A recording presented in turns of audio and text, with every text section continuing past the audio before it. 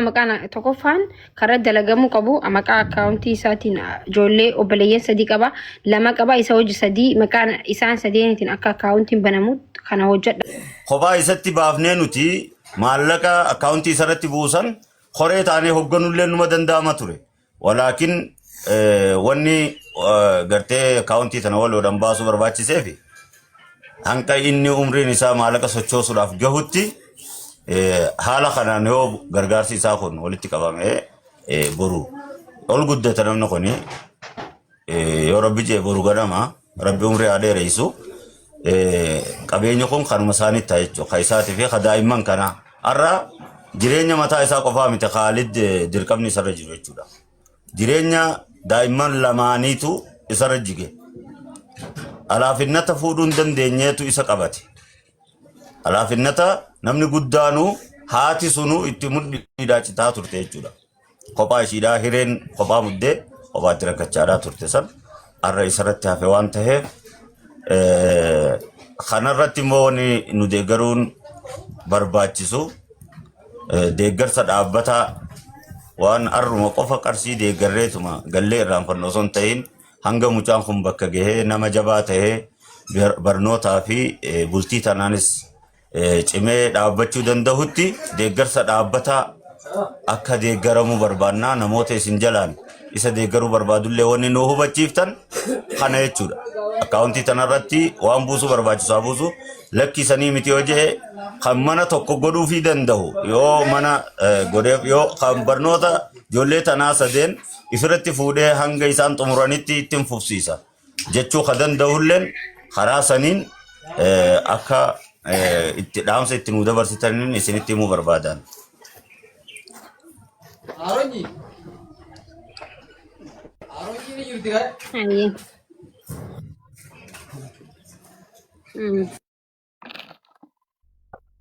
Hayyee galatoomaadha yaada keessan dhageenye jirra. Nuti akkana isa finneef akka nama tokkotti nuti maybe nu beekuu dandeessanii maybe nu beekuu baasuu dandeessanii dhimma uummata irratti hojjannaa gizee hedduu uummata keenyaaf sagalee taanaa karaa kateellee uummata irraa ifii keenyaas waan qabnurraa goonee uummata irraa sassaabnee nama hedduu bira dhaabbannee ture jechuudha. Akkuma Khaalid kan arginetti uummataatu gaafa ture Khaalid fidaa jaanii gaafa duraa irraa dubbatuun ture mana kanatti na erga san booda ammoo akkaawuntii ustaazotaatiin nama maqaa nama sadiitiin akkaawuntiin akka banamee jiru Facebook irratti namoota gurguddaan maxxansee arkee maal jechuu barbaadeeti alaa kulli haal akkaawuntiin isaa umrii gaama seerri yoo jijjiirame sin beeku ergan biyyaa beeku kana yoo jijjiirame beeku duraan nuti mana barumsaatti osoo umriin keenyaa 13 14 hin gahin xixiqqoo taaneeti ofii isaaniitiin mana barumsarra deemanii baankii nu banu turan. Mannummaan baankiitu mana baankii ijoollee xixiqqishoo umriin isaanii 18 hin gahiniif ol kaayyadhaa boruuf isin fayyadan hunjaaniiti qarshii 20 afaan duraa fuudhanii baankii nu banu turan. Akka maallaqa achi kaayyannee waan haati teenya jallaattii fi waadhaan jette kana akka achi maallaqa quxxabaa jedhameeti quxxabaa baradhaa jaanii takkiin immoo boruuf ol kaayyachuu baradhaa ja'anii tu namaafuu baankii banuu turanii. Arra mucaa rakkatee haati isaa duutee rabbi rahmata haa godhuu fi reefka mana haadhaa mana kaa'ee qormaata dhaqee qoratamee dhufe kanaaf baankiin akkamitti banamuudhaaf akkamitti didan maaliif didanii akka baankiin tokko qofa kan magaalaa san keessa jiru. Lammaffaa mucaa kanaaf sagaleen eenyutu muitti irraa dhiifama sagaleen deebi'a. Arra mucaan kun akkaawuntii isaati yoo banameef isin dhugaa dubbachuudhaaf nu caala mucaa kanaaf dhaabbattanii jirtan mucaa kana madditti illee arkamtan isintu waa godhaa isintu waa balleessaa osoo hin tahin ummata keenya kanaatu gaafa waa gargaaru warra isa maddii arkamee miti haati obboleetiitu yoo dhufte obboleetiin haboon isaatu yoo dhufte maqaa kiyyaan akkaawuntiin banamee buusaa fi sila haboo barra haboo jechuun bar obboleetii haadhaatii mire isinillee ha obboleetii irraa du'ee misila osuma dhufteewu namni kun iftoominaan maallaqa guddaa hin buusu. gargaarsa keessatti illee hojjechuu ture. Waggaa dheeraa miidiyaa kanarratti waa'ee hawaasummaa kanarratti hojjechuu ture. Maallaqa anqa yaaddame kan dooraala kuma kan nu barbaade 100 faa kanna jechuu. Wanni kun isa bira ni gaamu hin ga'u waan jedhame yaadee jechuu isin galee. Kanaafuu tajaajila keenya dhifama maqaa isaati yoo baname innillee fayyadamaa maallaqa guddaa harkatuu danda'a tokko. Maallaqa guddaatu abbootiin qabeenyaatillee buusuu danda'anii mucaan kun ammas akka Oromootti osoo hin ta'in akka Itoophiyaatti dhimmi isaa dubbatamaa jira. Miidiyaa gurguddaa dubbataa jira. Dhimmi isaa kun gabbuus hin qabu.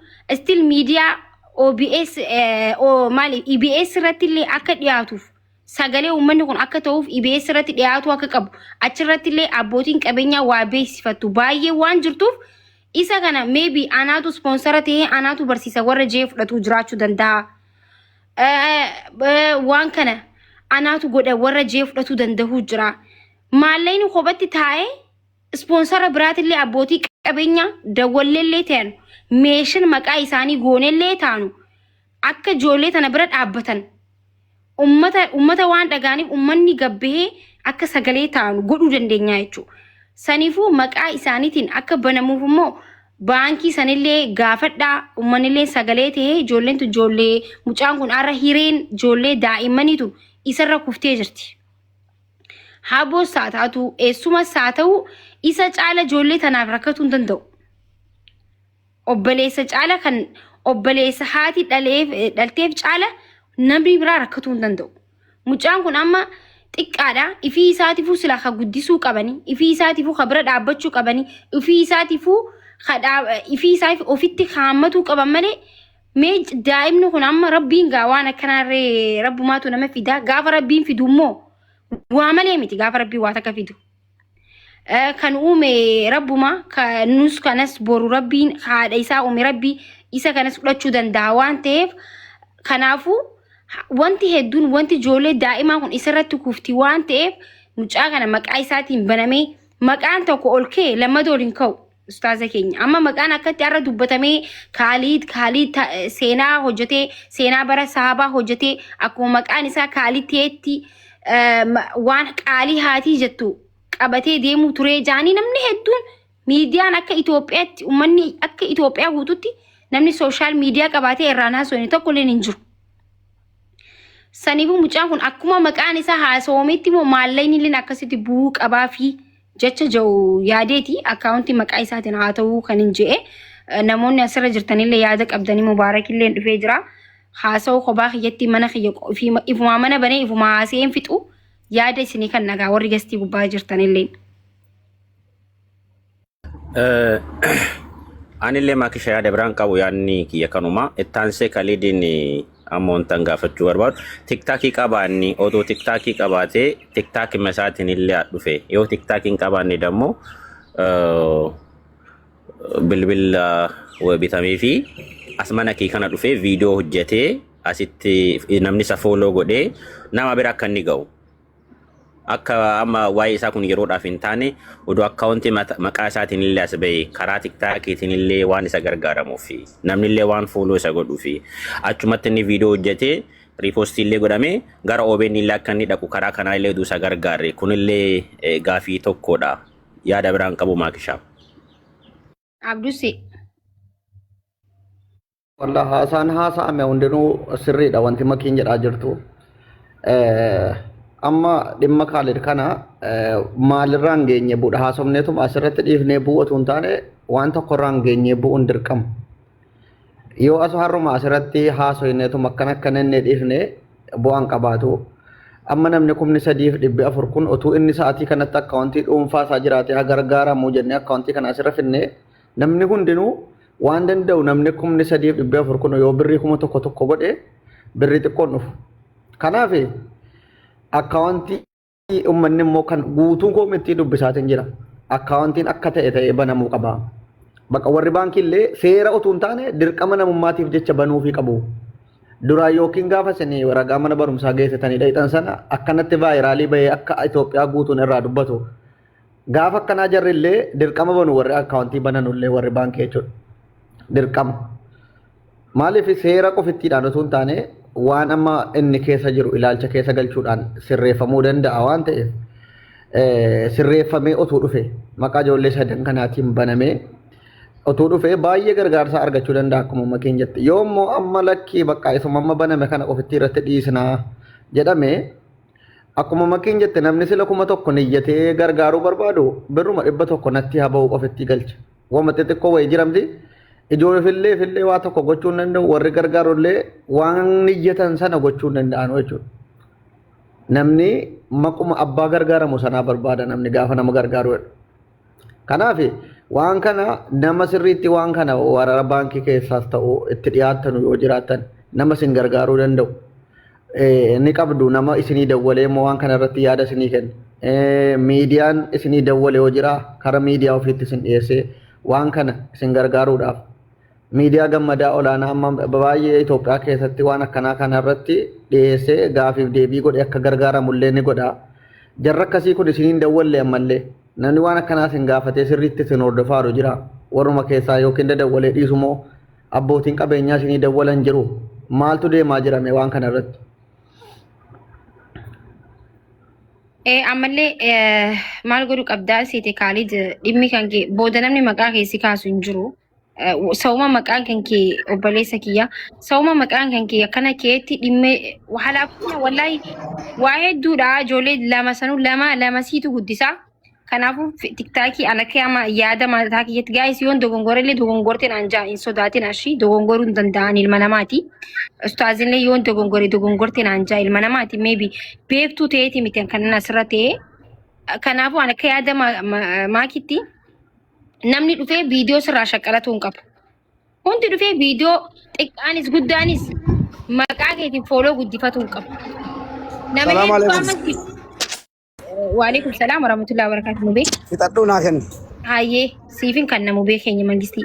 Amma namni hedduun dhufee viidiyoo si waraabeetuma fooloo fi laayikii itti shaqqalataa jira jechuudha. Irra guddaan kasii yaade nuti wal beena. Kasiif yaade muraasa malee irra guddaan si shaqqalataa jira.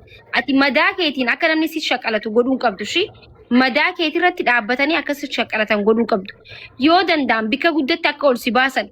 Miidiyaa guddaa irratti akka si ol si baasan. Ani rakkoon ijoollee tana guddisuu ijoollee tana barsiisuun anarra jirti. Dubbaddu ati daa'ima waan tateef ofirraa dubbachuu wallaaluu dandeessa. Haati teenya erga akiramte osoo na akiramiin dura abbaan keenyas nu gargaaruun ture bultii biraa jaarratee jira. Ijoollee tana anaatu guddisaa. Ijoolleen tun na harkarra buutee jirti. Firri nu gargaaru hin jiru. Haadha takkiitti qabna. Haati takkiitti qabnu akkuma ati waanuma ati naan jettee irra dhaabbadheen dubbatutudha.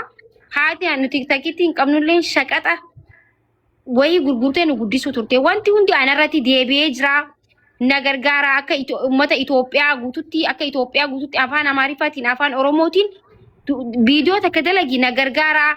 Miidiyaa guddaa tokko irratti illee rakkoon kiyya akka dubbadhuun barbaadaa jira. Nuti immoo maal goona? EBS irratti akka ati baasu goonaa jechuudha. Dhugaadha. Amma Mr. Abinnati warri biyya keessa nama gargaaran Master Abinnat kun faayoo viidiyoon kun bira gahee. Amma Master Abinnati illee itti himuu deemna. Amma Master Abinnati Gammadaa Shoo hunda isaaniitu akka ol si baasanii dhimmi kan kee sadarkaa harkateetti maaliif jennaan ati har'a wanti ati goote dhalootni booru akka haadhaaf abbaa isaaniitiif ajajaman godhaa jirta.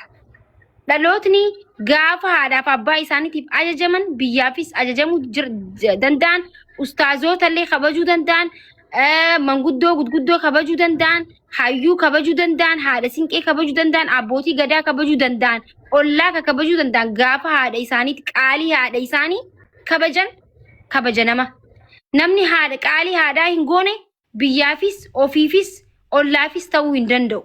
Dhaloota waan gaarii irratti guddatu kana akka dhalootni biraatillee akka Kaalidiin ta'a. Anis haadha kiyyaaf ajajamuu qaba. Haadha isaa duuteef qaalii isaa kabajee haadha tiyyata jirtu tanaafuu anuu maaliin godhe waan ja'amutu gaaffii namatti ta'a jechuudha. Isin galee seenaa hojjetee jira mucaan kun. Kanaafuu mucaan kun sadarkaa guddaarratti ol bahee namni hundi akka ammarraa dubbatemetti gargaaruu qaba waan ta'eef maqaan akkaawuntii isaatiin haa banamu. Mee Mubaarak waan jettu yoo qabaatte carraasii kanneen jira. Maal itti yaada kiyyarratti? Mubaarak yoon dogongorellee na of galchaa. Mubaarak Musammaa ni jirtaa?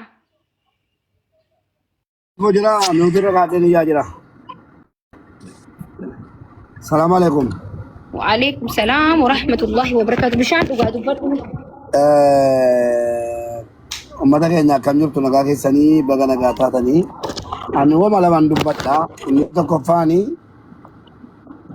yaanni ati jette akkaawuntii isaa maqaa isaatiin osoo baname moor akkana jechuun immoo akkaawuntiin baname sirrii miti akkaawuntiin akkitti baname sirrii miti jechuu miti akkaawuntiin baname akkaawuntii namoota guguddaa namoota kabajamooti namni gargaara eeyyeen gargaara achirrattis hin gargaara gargaaru garuu akka nama muuxannoo gargaarsaa kana beeku tokkotti akkaawuntii abbaa dhimmaa yoo ta'e immoo moor of gadhiiseeti irratti gargaara waliin arginee beennaa waliin beennaa kanaan duras waan ta'aa dhufe jechuudha kanaafuu akkaawuntii mucaa utuu ta'e caalaatti gargaaraadha malee ammas inuma gargaara ummanni keenya garuu yoo kan akkaawuntiin kan mucaa yoo ta'e kan daa'imaa kanaa yoo ta'e irra caalaatti gargaara jechuudhumaaf jenne jechuudha tokkoffaan lammaffaan bu'ii fudhika lammaffaan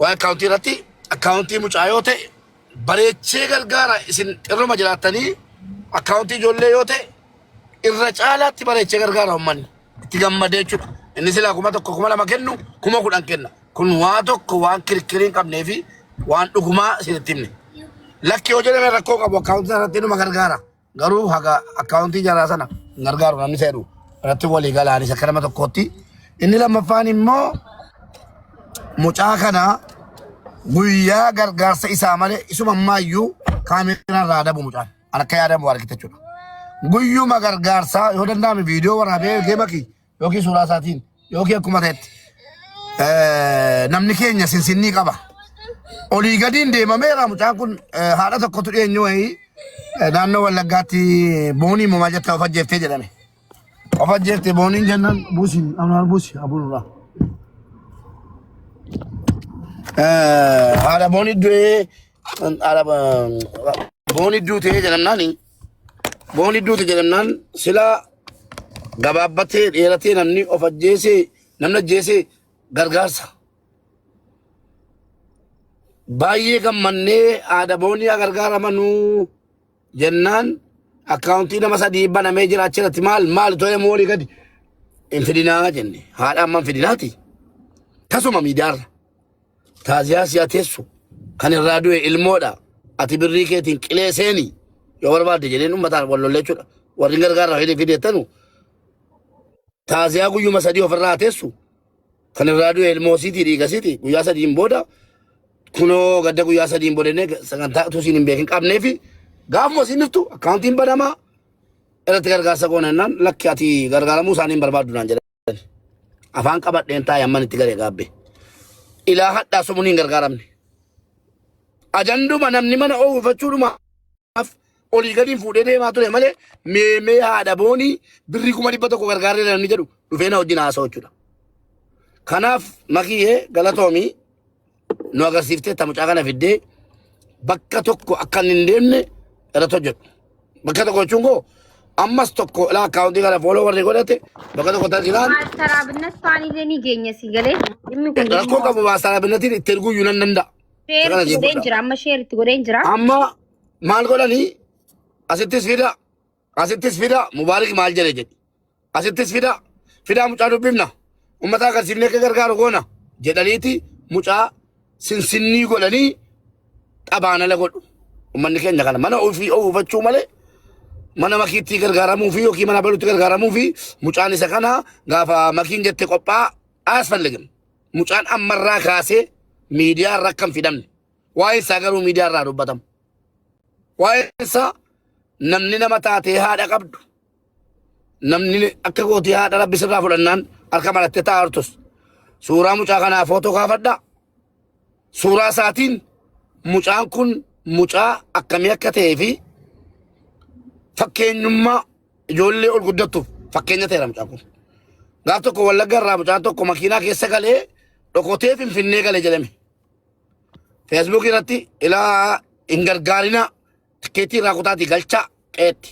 dhaqee taa'u gargaarsuun ni barbaachisu hin jedhan duran dhaabadheen maaliif isa boriitiifan oolaniin bullee fudhatanii dhufanii gargaaramaniin meerree mucaan sun birii mee gargaarsiftan jala keenya fakkeessitoota waa tokko hin gargaaramne kumni dhibbi hin buuneefi wama akka suufii wayii itti bitanii suufa dhabee mucaan achumaan hidhuuf baaburirraa ijoolleen lama bakkatti makiinaa keessa galtee goommaa keessa galtee dhufte jedhamee nutti fidame.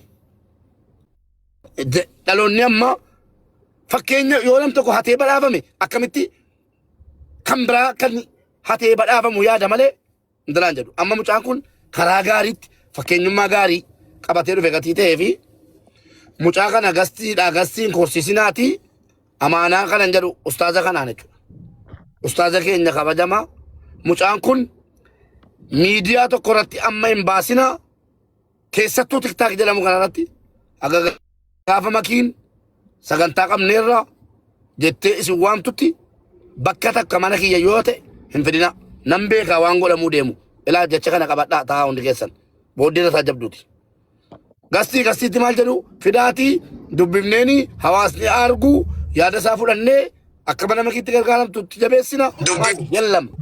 Mucaan miidiyaa irra ba'uun qabu ummanni keenya dheebotee dhufaa jira jennaan sarpiraayizii ta'e argee miiraa waa godha. Sini galee akkaawuntiin mucaan dhufe akkaawuntiin maxxanfame gargaarame waan rabbi isaa kenne jechuudha. Angara kootiin kanuma akka miidiyaa irra hin geessine olii gadi bare makii keessaanitti mi geesse keessaanitti mi mucaan kun fayyadamu yoo barbaadde. Kanaan yoo ta'an immoo dhugaadha amma hedduu mucaa kanarra jira jechuudha. As biratti gaafa gaafannu hammeenyaa fi miti gaafa gaafannu akka inni gargaaramuufi sini galee miti. Kanaafuu amma wanti godhuu qabnu EBS irratti akka dhiyaatu godhuu qabnaa jechuudha. Sini galee baankii amma maqaa keetiin maaliif baankiin hin banamini saaliit?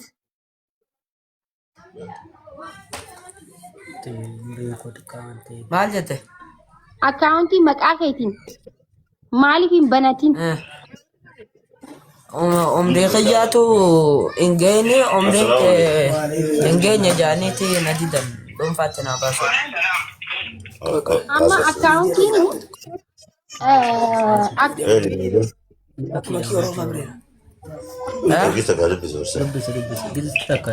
Hogguu takka eegime maaki nama dubbise. yaa gaayis maaltu jira ni beektan yaada mataa kiyyaati isinis yaada kannachuu dandeessu qabdanii. Akkaawuntiin akka maakiitti maqaa isaatiin banatee ummanni hedduun because anamma yoon dooraala kuma isa gargaaru barbaade akkaawuntii namarratti waan yaadeen kan waanuma xiqqaan kan because isa bira gaafin ga'uu rabbiitu beeka waan ta'eef akkaawuntii maqaa isaatiin banamee maaliif umriin isaa xiqqaa haa ta'uuf gaafa tokko hin fayyadaaf jechuu sinagaree amma wantiyyaa fudhan wantiyyaan gaafa gargaaramu turte sanii umriin isii 18 turre jechuudha maallaqa baasachuu hin dandeessu turre sinigalee garuu maqaa isiitiin gargaaramu turre because maaliif gaafa guddattee gaafa umriin isii ga'e waan barbaaddetti godhachuu dandeessi. Akkaawuntii isarratti maalleeni gargaarame kun yaada maakiiti. Akkaawuntii isarratti maalleeni gargaaramee fi abbootiin qabeenya ammoo waan amma isatti gadhaabuu danda'an.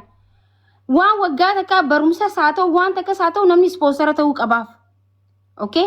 Manni barumsaa ijoollee tana maallaqa tokko malee barsiisuu danda'uu qaba. Abbootiin qabeenya waan isaan itti dhaabbatan, waan isaan itti jiraatan ispoonsara ta'anii fi maalleen immoo gaafa inni guddate hojii barbaade banatee ijoollee tana guddisaa jechuudha. Namni arras gargaare boorsi gargaara jechuudha miti. Namni maqaa namaatiin gargaaramu caala maqaa ofiitiin yoo gargaarame maalleen guddaan wanti guddaan inni booru itti hojjetu danda'u bu'uu danda'a fi jechuudha. Isin galee miti.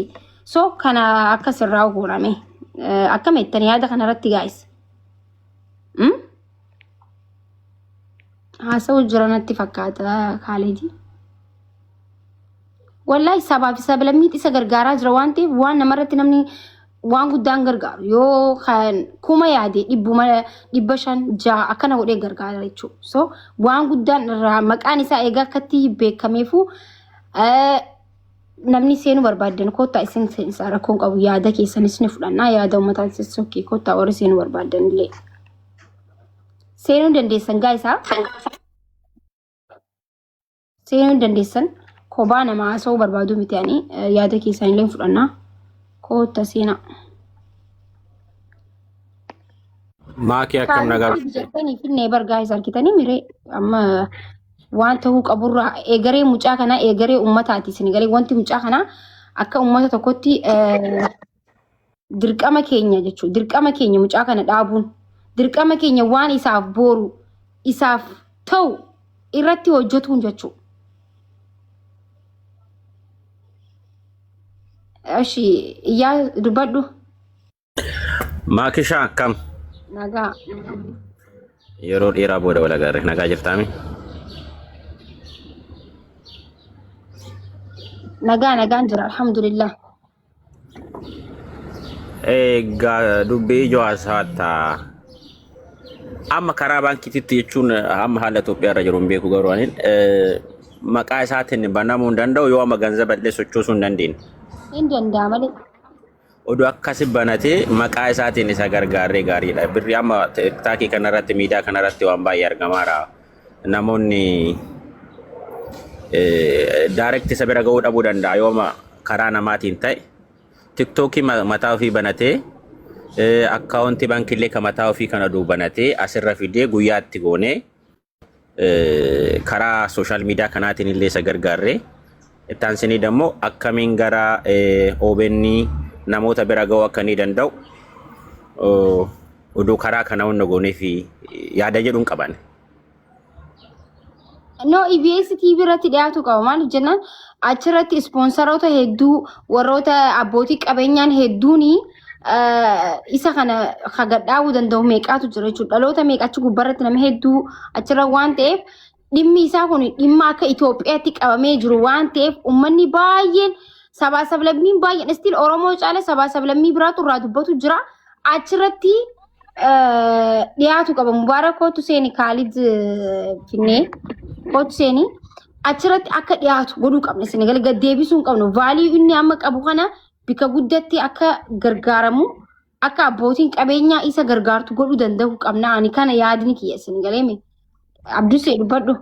Wallahi maal inni duraani umuriin hin geenye jedhaniillee yoo didan amma erga baay'ee mucaa hammaddaa tiktookiin nurra cufa hammaddaa shi dhiifama waliin akka yaadni keenya nu harkaa addamuran. Maki maali beektaa duraan dhuguma utuu inni vaayiraal hin bahini umuriin hin geenye jedhanii diduu ni danda'u warri baankii illee. Amma garuu erga vaayiraal bahee dhimmi isaa waa'ee uummanni guutuun irraa dubbataa jiraate banuuf ni danda'u akkaawuntii. Maaliif sagalee dhuma uummataa dhagahanii illee dirqama banuu.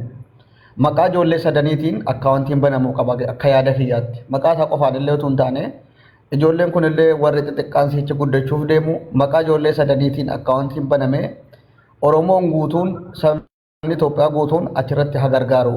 Maqaa Kaalidiin qofaa banamu jechuudha kunis akka yaada kiyyaatti tanii miti obboleewwan sadan kanaan maqaan banamee fi namni hundinuu onnee guutuudhaan gargaara akka yaada kiyyaatti gaafas. Yookaan nama irratti ta'e qumati jetteeyyuu namni yoo sila kuma tokko illee 500 400 wanatti haa bahuu wayii godha malee onnee irraa ijoollee bira gahaa ijoolleen kun irraa fayyadamtee ofis erga dhaabbattee barumsa si haa barattu jedheen godhu. Har'uma natti haa bahuudhaa bakka hanga danda'e yoo qaqqabees yoo dhiises jedheetuma godha. Amma warri itti dhiyoo jiran kun namoonni ijoollee kana gargaaranii amma baankii keessanii ammuma bananii fi warri baankii keessa amma nama 5,000 kana 4,000 kana keessa warri ijoollee kana gargaaruu danda'u as jala jiraachuu danda'u kan nu dhaggeeffataaraan danuu jiraachuu danda'u Itoophiyaa keessa warra baankii keessa hojjetu ta'uu danda'a. Dhimmuma namummaa qofaaf waa'ee umurii waa'ee ijoollee umuriin jaraan geenye waan argatu hin taane dirqama ijoollee dirqama namummaatiif jecha ammuma akka sirreeffamuuf yoo as jala jiraattan Itoophiyaa keessa warri jirtan warri ijoollee kana gargaartanii amma akkaawuntii banuu fi dandeessan kottaa ol seenaatii haala akkamitti akka godhamuu qabu. Haala kamiin asuma irratti yoo amma banamee fi dhufe namni baay'een illee waan danda'u gochuu fi danda'a. Akkaawuntii illee yoo banatan Kaalid amma akkaawuntii mataa isaa dhuunfaatti banachuu qabu yoo bilbila qabaate. Kaalid maal gootanii beektaa? EBS TV ላይ መቅረብ ፈልጋለሁ jettee viidiyoo hojjechuu danda'u qabda shi. Dhimma kan kee achirratti because ati gisee akkas jettee namni hedduun garaa siif laafee waan jiruuf wanti haadhaa nama hedduu burjaajeessaa waan jiruuf jechuun bitoo nutti dhagaamee jira. Achirratti wallahi achirratti yoo bee ana akka maakitti waan biratti ilaana waan gaariitu harkata jechuudha achirra yoo bee Tokkoffaa maaltu jira maqaa keessaniin maqaa ijoollee sadiitiin obboleeyyan keetii waliin akkaawuntii banadhaa. Warri akkaawuntii umrii 18 malee baasuu hin danda'u yoo haja'an ta'e akkuma Abduseen jetti rakkoon isaa kun laallamee wanti inni keessa jiru laallamee akka maallaqa san sossoosuu danda'u godhuu danda'an si galee. Because ijoollee tana ka guddisu jiru isaa hireen ijoollee tanaa isa harkatti buutee waan jirtuuf sanirra dhaabbatanii akka maallaqa kana sossoosuu danda'ullee godhuu danda'aniif jechuu haala uummata alaalanii jechuudha. Kanaafuu maal jettamee kaalitati nuti akkana yaadaa jirra akka sabatti maqaan akkaawuntii ijoollee obboleeyyan keetii hojii akka banamuuf maal jettaa irratti mee kaasi moitii.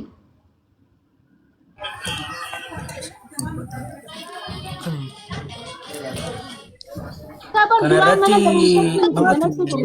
dursee mucaa kana gargaaruudhaaf bakka kana dhufuu keessanii fi barbaaddanillee mucaa kana egaa isa achirratti dhiyeessuu yaaluu keetiif galatoomin siin jechuu barbaada.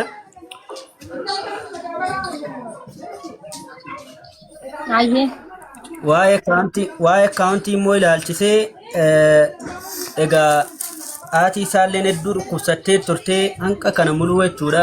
Maanguddoo biyya hawaasa biyya kanaatu gargaaruu jira. Bukkee dhaabbachuu jira. Osoo isaan hin jirre rakkoon jirtu guddoo ture jechuudha. Hawaasni biyya kanaallee hedduu takka galata guddaa qaban ijoollee kana biraa.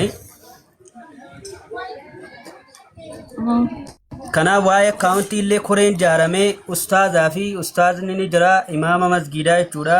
Jaarsoliin biyyaallee jechuudha. Walii galaniiti koreen ijaaramtee koreen namni 5 akkaawuntiin sun baname jechuudha.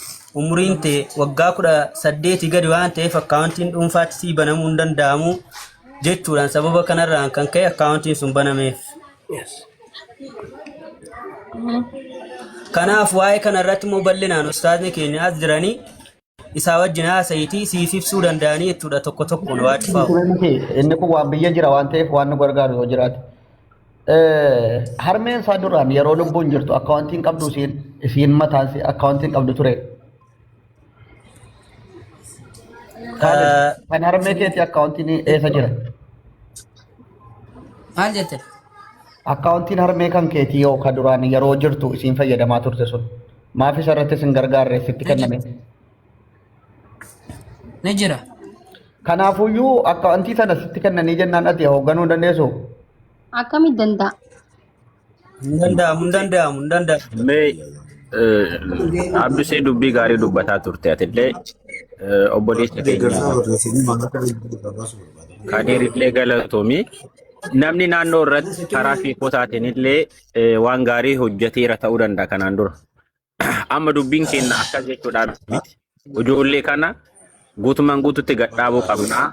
Daa'imman kunillee boru yoo guddatan wantu isaan barbaachisaa.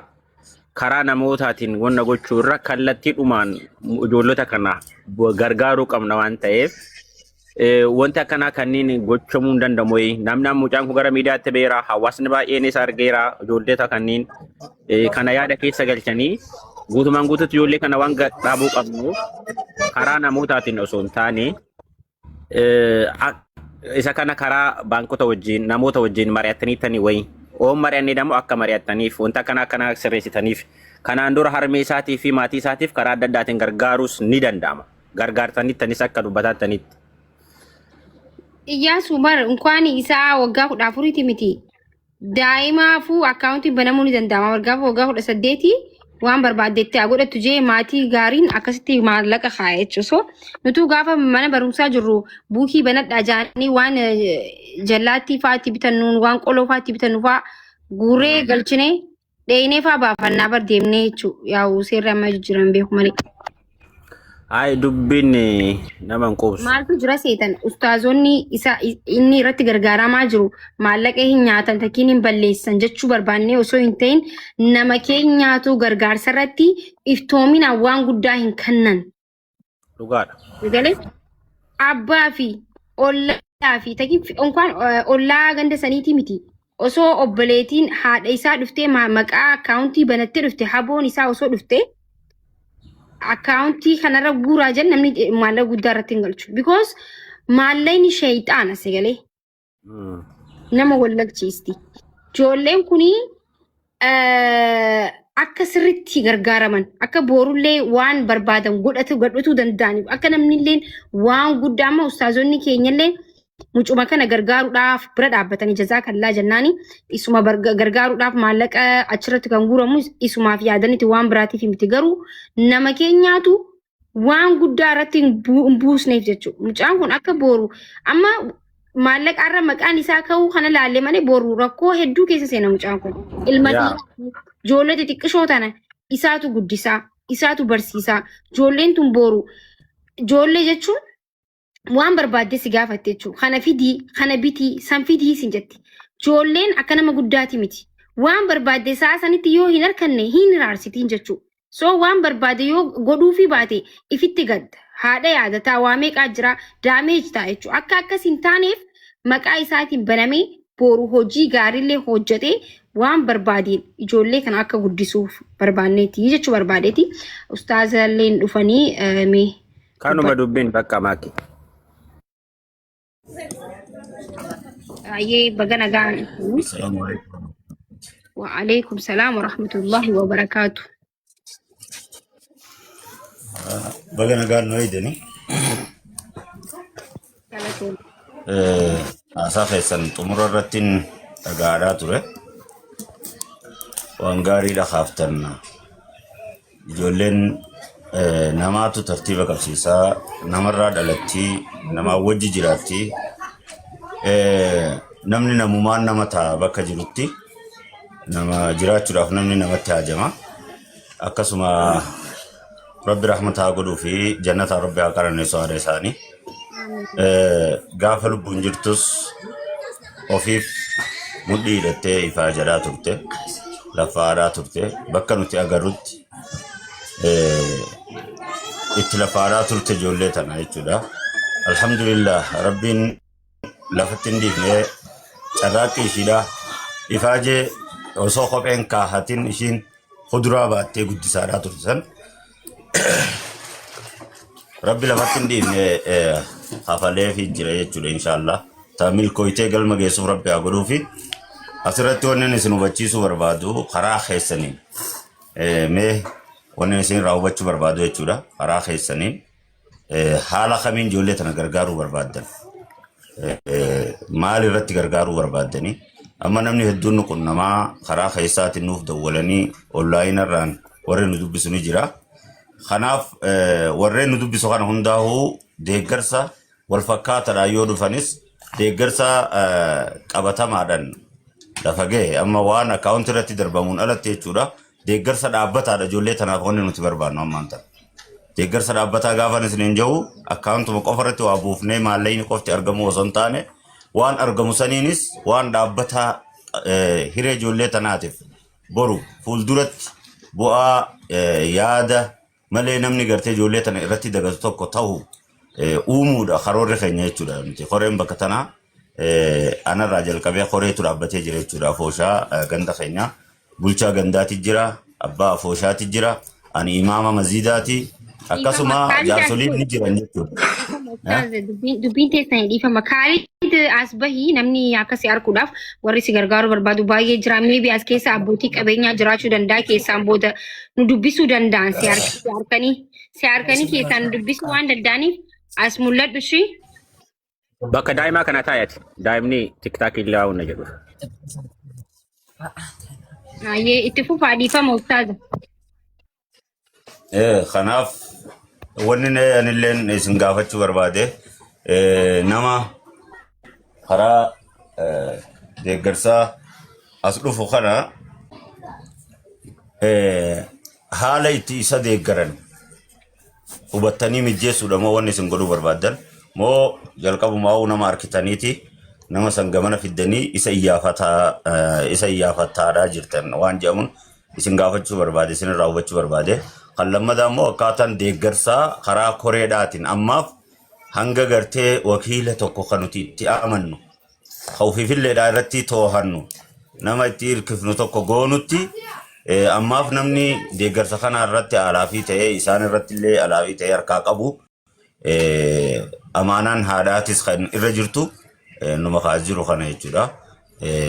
wanni isin hubachiisuu barbaadu kanaaf karaa kamiin isin maali wanni isin deeggarrume wanni ijoollee tan akka gargaartaniif haala isin mijeessuu barbaachisu gara keessaniin maali akkaawunti irratti amma fakkeenyaaf guyyaa jalqabaa akkaawunti 2 banne nuti koree taaneeti malee silaa isa qofaaf banuu barbaanne waan kana nu qofaa miti barsiisonni isa qoran sun ni jiranii waajirri barnoota kutaa magaalaadhaa kan gartee waa'ee qormaata irratti taatee kana hordofe sun ka'umsa jalqabaa ka taasise isa jechuudha nuti asii reefka haadha isaa geggeessaa turre wayita sanitti akka inni deemee fatanaa seenu ka taasise nuyi ammoo gaafa inni achi dhaqee fatana irra taa'ee imman buususan